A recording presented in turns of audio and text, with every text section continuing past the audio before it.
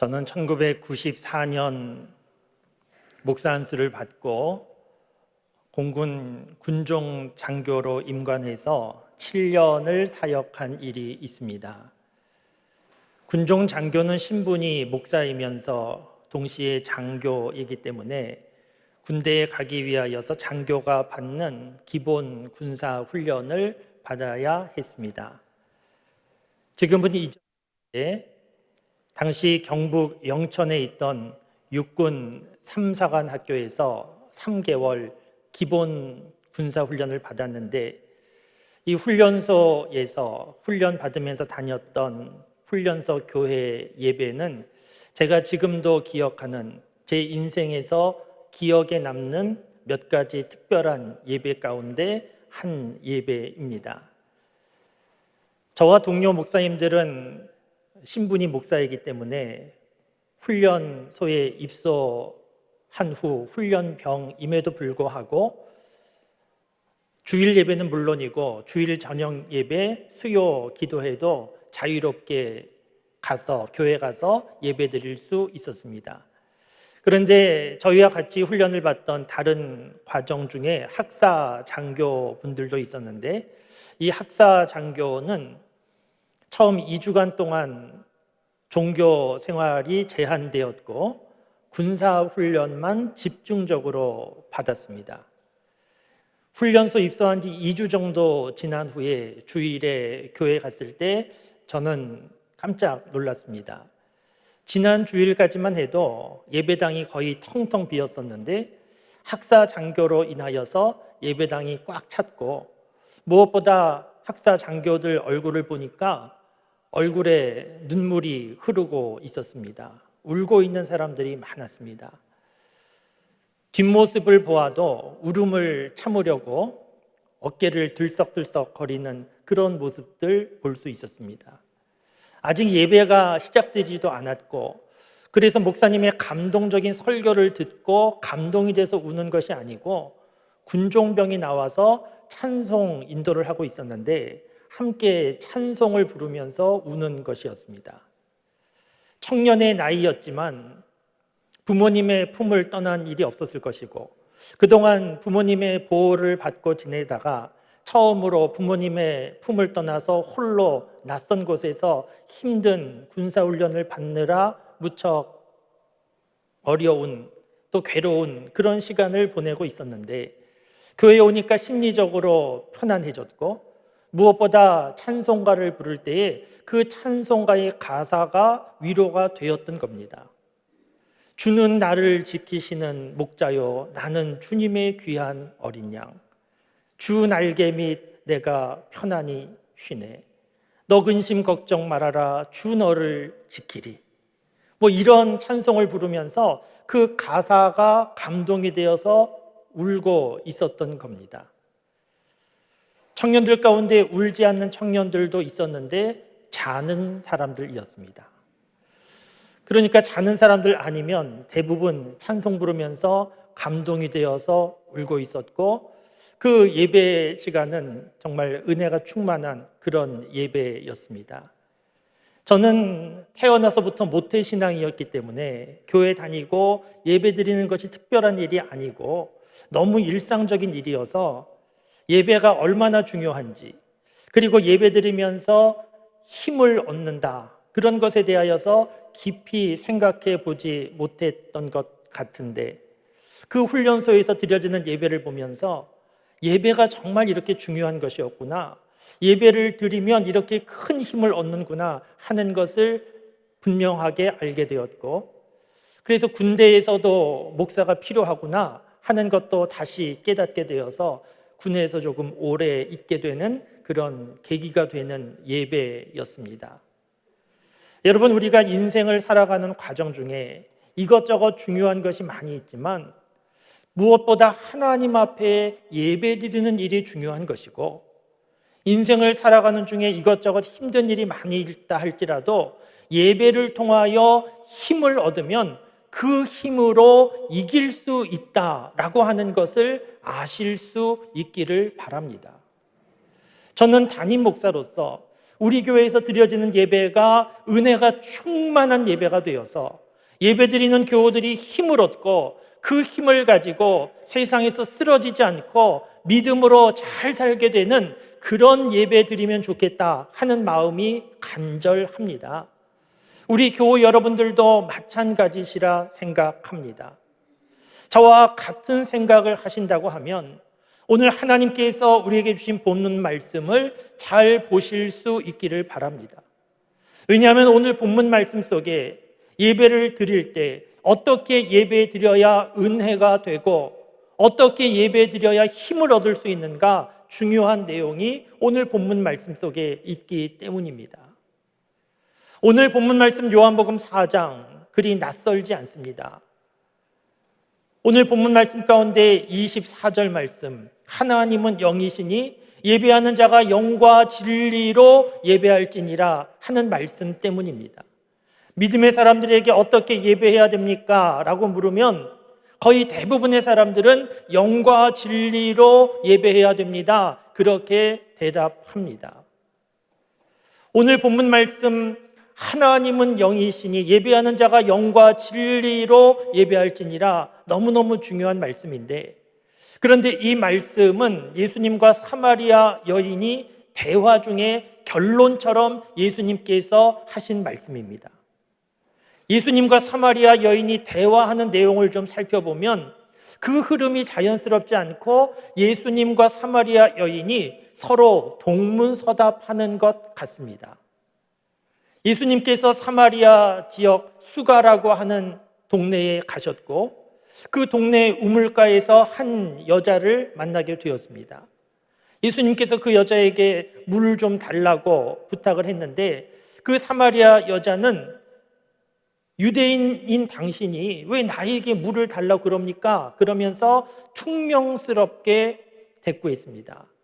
당시 유대인과 사마리아 사람은 민족적인 감정이 너무 안 좋아서 서로 상종하지 않고 대화도 하지 않는 그런 상황이었기에 유대인 남자인 예수님께서 사마리아 여자인 한 여자에게 물을 달라고 하는 것 자연스럽지는 않았습니다. 그래서 이 사마리아 여자가 퉁명스럽게 대꾸했는데 예수님께서는 아랑곳하지 않으시고 이 물을 먹으면 다시 목마르지만 내가 주는 물을 마시면 목마르지 않는다. 나에게 영원한 생수가 있다. 이런 말씀을 하셨습니다. 예수님 자신을 의미하는 말씀이었지만 사마리아 여인은 그것은 알아듣지 못했고 어쨌든 그런 생수가 있으면 참 좋겠다 관심을 표명하게 됩니다. 그러자 예수님께서 그 다음 말씀을 하셨는데 가서 남편을 데려오라고 그러셨습니다. 이것은 좀 이상하지 않습니까?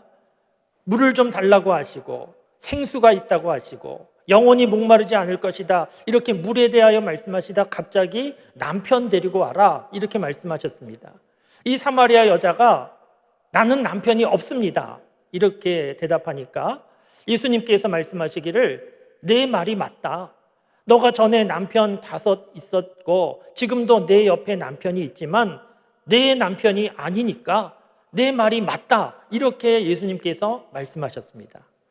이 사마리아 여인은 어찌된 이유인지는 정확하게 알 수 없지만 방탕한 여자여서 이 남자 저 남자 사귀다가 남편이 5명 되었는지 아니면 불행하게도 결혼하는 남자마다 죽어서 남편이 5명 되었는지는 알 수 없지만 어쨌든 남편 5명이 있었던 여자였습니다. 그러니까 숨기고 싶은 과거가 있는 여자인데 예수님께서 너에게 남편 5명 있었다 이렇게 말씀하실 때 이 여자는 깜짝 놀랐을 겁니다. 그러면서 이 여자가 예수님에게 묻기를 우리 조상들은 이곳 사마리아 산에서 예배하고 당신들 유대인들은 예루살렘 산에서 예배하는데 어느 산에서 예배해야 옳습니까? 이렇게 묻습니다. 이 물음도 흐름이 이상하지 않습니까? 남편 데려오라 예수님께서 이렇게 말씀하셨는데 나는 남편 없습니다 이렇게 대답하고 그 다음에 갑자기 어디서 예배드리는 것이 옳습니까? 이렇게 묻습니다. 그러니까 오늘 본문 말씀은 흐름이 자연스럽지 않고 예수님과 사마리아 여인의 대화는 동문서답하는 것 같은데 어쨌든 이런 대화 끝에 예수님께서 결론적으로 무척 중요한 말씀을 하셨는데 오늘 24절 말씀, 우리가 잘 알고 있는 말씀, 하나님은 영이시니 예배하는 자가 영과 진리로 예배할지니라, 이 말씀을 하신 겁니다. 오늘 저와 여러분들 예배 드릴 때 은혜가 충만한 예배 드리기를 원하고 예배 드리면서 힘을 얻기를 원한다고 하면 이 말씀을 잘 보아야 합니다.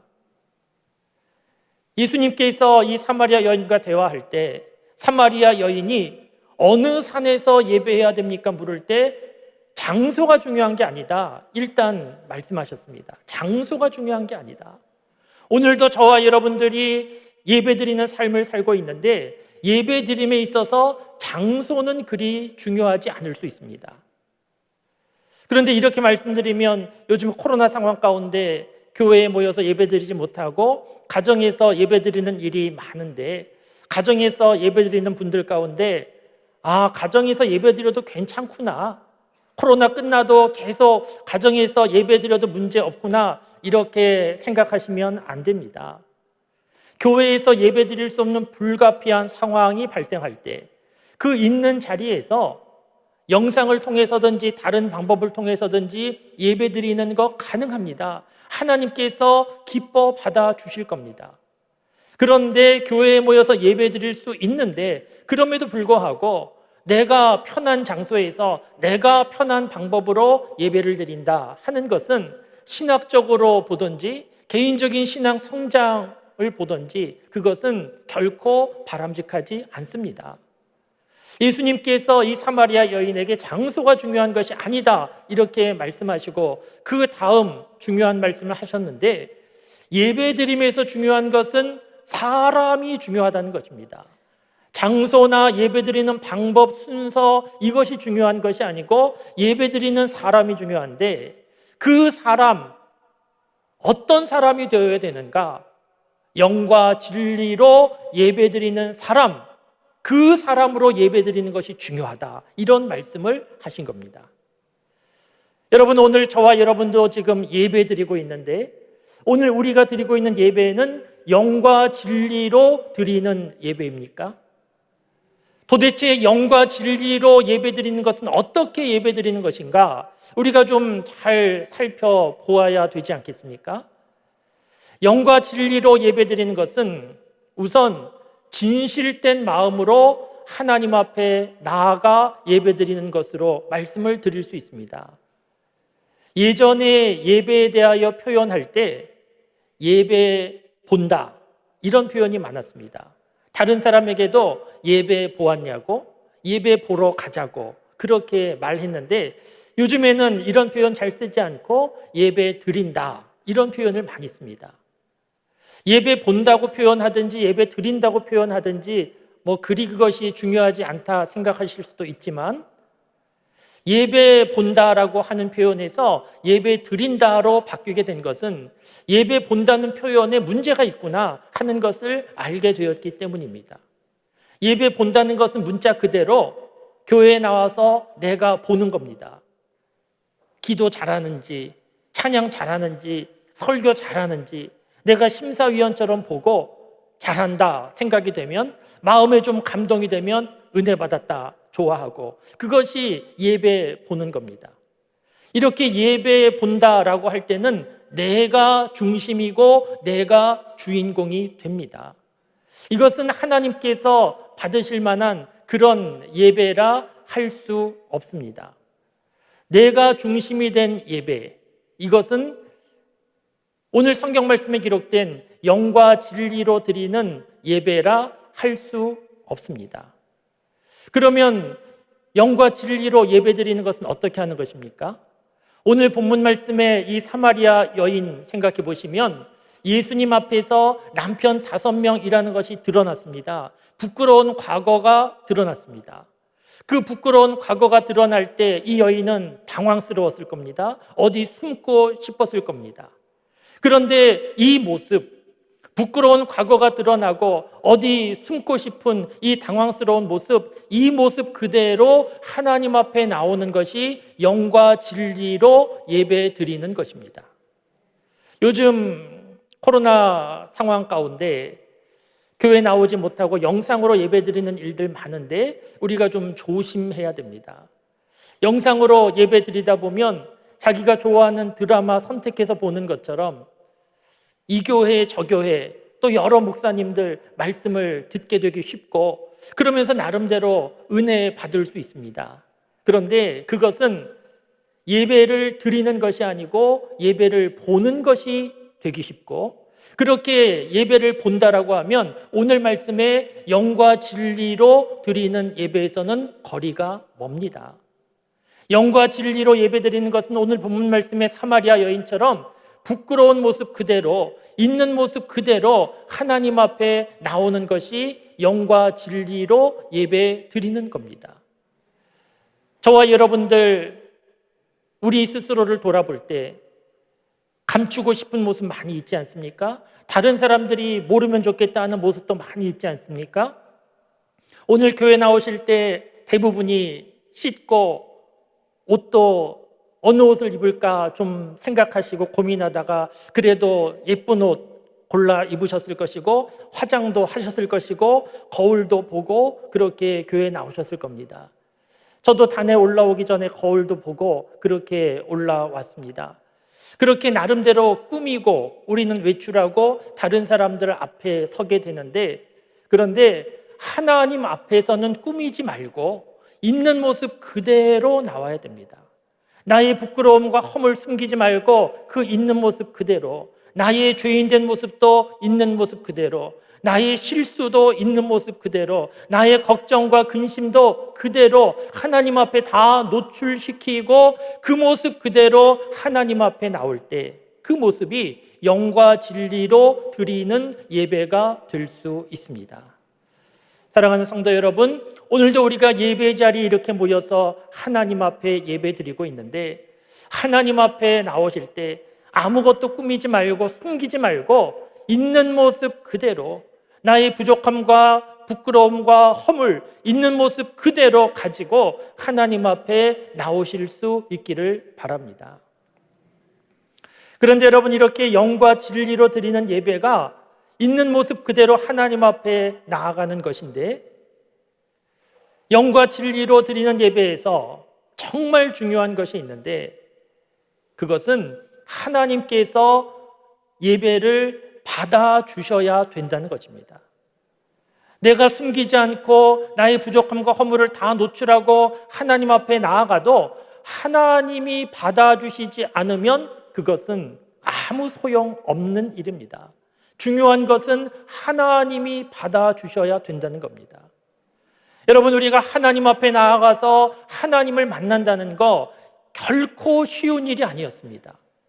구약시대의 예배인 제사를 생각해 보면 하나님 앞에 나아가기가 너무너무 어렵고 힘들었습니다. 제물을 잘 택하여야 하고 그 제물을 죽이고 불에 태우고 제사장을 통하여서 하나님 앞에 나아갈 수 있었는데, 요즘에는 이런 절차가 없습니다. 언제 어디서든지 누구든지 하나님 앞에 바로 나아갈 수 있게 되었습니다. 쉬워졌습니다. 어떻게 이렇게 된 것입니까? 예수님의 십자가 사건 때문입니다. 예수님께서 제물 되셔서 그 보혈을 흘려주셔서 예수님으로 인하여서 예배드리기가 쉬워진 겁니다. 영과 진리로 예배드린다라고 하는 것은 예수님을 의지하고 예수님을 믿는 그 믿음으로 하나님 앞에 나아가는 것을 의미합니다. 오늘 우리 교회에서 함께 예배드리고 있는 우리 교우들 가운데 어떤 분들은 가정의 평화를 위하여 나와주신 분들도 있으실 겁니다. 아내 되시는 분이 하도 가자고 그러니까, 아니면 거꾸로 남편이 하도 교회 가자고 그러니까, 자녀들 가운데는 부모님이 교회 가자고 하도 잔소리처럼 말씀하시니까 내가 가정의 평화를 위해서 나가준다, 이런 마음으로 나와 계신 분들도 계실 겁니다. 그렇게 나오셔도 좋습니다. 왜냐하면 어찌됐든 자꾸 나오셔서 들어야 알게 되고 믿게 되는 거니까 나가준다 하는 마음으로 나오셔도 좋고 환영입니다. 그런데 그렇게 내가 나가준다라고 하는 마음으로는 교회까지는 오실 수 있지만 하나님 앞에 나아갈 수는 없습니다. 사람 가운데 그 누구도 하나님 앞에 나아갈 수 있는 사람 없습니다. 조금 더 선하고 의로울 수는 있지만 그 조금 더 선하고 의로움을 가지고 하나님 앞에 나아갈 수 없습니다. 하나님 앞에 나아가는 길은 오직 한 가지, 예수님을 믿고 의지하여서 보혈을 지나 하나님 앞으로, 보혈을 지나 아버지 품으로 그 길밖에 없습니다. 어떤 분들은 자기 자신을 돌아보다가 나는 너무나 부족하고 허물 많고 죄가 많아서 감히 하나님 앞에 나아갈 수 없다, 그렇게 멈춰 서시는 분들도 있는데, 우리 자신을 보면 아무도 하나님 앞에 나아갈 수 없지만 예수님의 보혈을 믿으면 누구라도 하나님 앞에 나아갈 수 있습니다. 이렇게 예수님의 보혈을 믿고 의지하고 예수님 믿는 믿음으로 하나님 앞에 나아가 드리는 예배, 이 예배가 영과 진리로 드리는 예배입니다. 오늘 예배 드리는 장소에 있다고 나는 예배 드리고 있다, 이렇게 생각하지 말고 하나님 앞에 내 모습을 있는 그대로 다 노출하고 예수님 믿는 믿음으로 예수님을 의지하여 하나님 앞에 나아가는 영과 진리의 예배를 드리실 수 있기를 바랍니다. 여러분, 이렇게 영과 진리로 예배드리면 어떻게 되겠습니까? 영과 진리로 예배드렸는데 아무 일도 일어나지 않더라, 그것은 기적과 같은 일입니다. 영과 진리로 하나님 앞에 나아가 하나님을 만났는데 어떻게 아무 일도 일어나지 않겠습니까? 오늘 본문 말씀의 사마리아 여인은 참 피곤한 인생이었습니다. 사람 만나기 꺼려했습니다. 혼자서 우울하게 지내던 여인인데, 그런데 예수님 만나고 마을로 기뻐서 얼굴에 웃음이 가득하고 발걸음 가볍게 뛰어 들어가서 내가 그리스도를 만났다고 만나는 사람마다 증언하는 여자가 되었습니다. 성경 말씀에는 더 이상 기록은 없지만 이 사마리아 여인의 인생은 완전히 달라졌을 겁니다. 어떻게 달라진 것입니까? 남편이 여러 명 있어도 상황이 바뀌어도 이 여자의 인생은 변화될 수 없었는데 예수님을 만나고 보니 이 여자의 인생은 완전히 변화될 수 있었던 겁니다. 오늘 하나님 앞에 저와 여러분들이 예배 드리고 있는데 예배가 너무너무 중요합니다. 예배를 통하여 한 사람의 인생이 변화될 수 있습니다.